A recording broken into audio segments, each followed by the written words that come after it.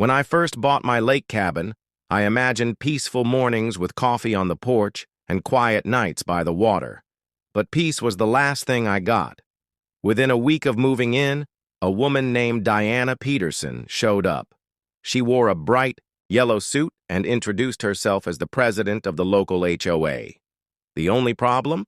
My cabin was not part of her HOA. At first, I thought it was just a misunderstanding. I politely told her I wasn't a member and had no obligation to follow their rules. She didn't like that. She told me I was ruining the community's harmony and hinted that she would take action if I didn't cooperate. I shrugged it off. But 2 days later, the police showed up. They said they had a complaint from the HOA about illegal modifications to my property. I explained the truth and the officers left, but it didn't stop there.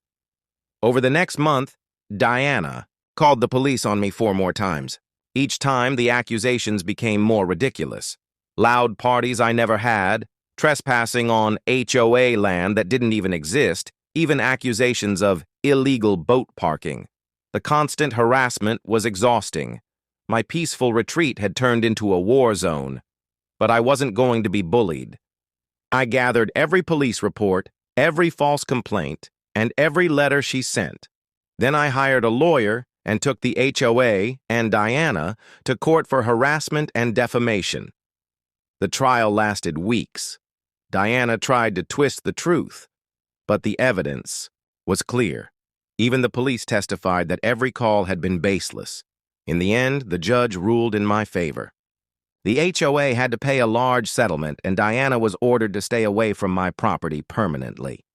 When I walked out of that courtroom, I felt more than just relief. I felt empowered. I had stood up to someone who thought power gave her the right to control others, and I won. That cabin is now my sanctuary again, and every time I sip coffee on the porch, I remember that peace is worth fighting for. This story belongs to HOA Voiv YouTube channel.